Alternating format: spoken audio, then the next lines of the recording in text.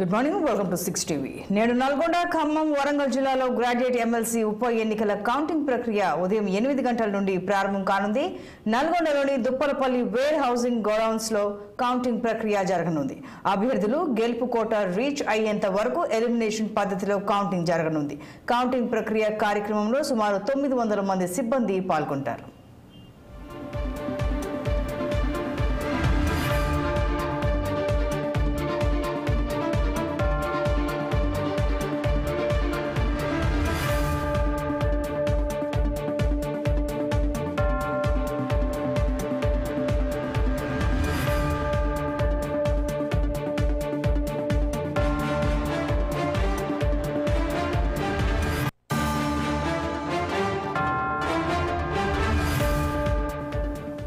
ఇక మరింత సమాచారం మా ప్రతినిధి పరమేష్ అందిస్తారు. పరమేష్, చెప్పండి, నల్గొండలో ఎమ్మెల్సీ ఎన్నికల కౌంటింగ్ ప్రక్రియకు సంబంధించి పూర్తి వివరాలు ఏంటి?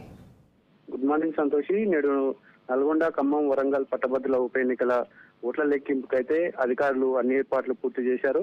నల్గొండ సమీపంలోని అనిశెట్టి దుప్పలపల్లి రాష్ట్ర గిడ్డింగల సంస్థ గోడంలో అయితే ఎమ్మెల్సీ ఉప ఎన్నికల కౌంటింగ్ కు ఏర్పాట్లు అయితే పూర్తి చేశారు. దీనికోసం దాదాపుగా షిఫ్ట్ల వారీగా 900 మంది సిబ్బంది పాల్గొంటున్నారు. అయితే ఎమ్మెల్సీ బరిలో 52 మంది అభ్యర్థులు ఉన్నారు.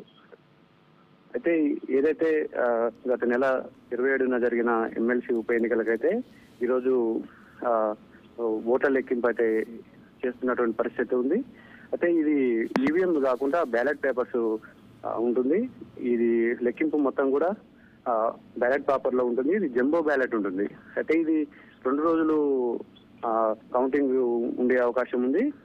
24 గంటల పాటు ఇది అంటే ఉదయం నుండి 24 గంటల పాటు, ఈ రోజు ఉదయం 8 గంటల నుండి స్టార్ట్ అవుతుంది కౌంటింగ్.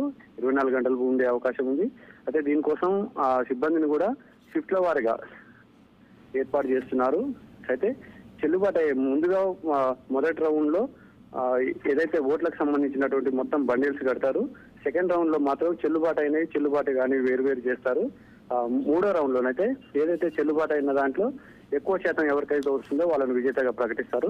ఒకవేళ దాంట్లో కూడా ఫలితం తేలకుంటే సెకండ్ ఓటింగ్ కూడా చూసేటటువంటి అవకాశం ఉంటుంది. దీనికోసం అయితే భారీగా ఏర్పాట్లు చేసినటువంటి పరిస్థితి ఉంది. అయితే ఎమ్మెల్సీ ఎన్నికల్లో మొత్తం ఓటర్లు అయితే 4,63,839 మంది ఓటర్లు ఉన్నారు. దీనికి సంబంధించినటువంటి పట్టభద్రుల ఉప ఎన్నిక పోలింగ్ కేంద్రాలు అయితే 605 కేంద్రాల్లో ఏదైతే ఓటింగ్ ఉపయోగించుకున్నారో వీటికి సంబంధించినటువంటి ఏర్పాట్లు మొత్తం పూర్తి చేసినటువంటి పరిస్థితి ఉంది. ఏదైతే పోలింగ్ కేంద్రం వద్ద అయితే 144 సెక్షన్ అయితే విధించినటువంటి పరిస్థితి ఉంది. ఎక్కడ కూడా ఎలాంటి అవాంఛనీయ సంఘటనలు జరగకుండా పోలీసులు అయితే భారీ బందోబస్తు ఏర్పాటు చేసినటువంటి పరిస్థితి ఉంది. ఈ 2 రోజుల పాటు ఈ కౌంటింగ్ ప్రక్రియ ఉండేటటువంటి అవకాశం కూడా ఉంది. Santoshi. Right Paramesh, thank you.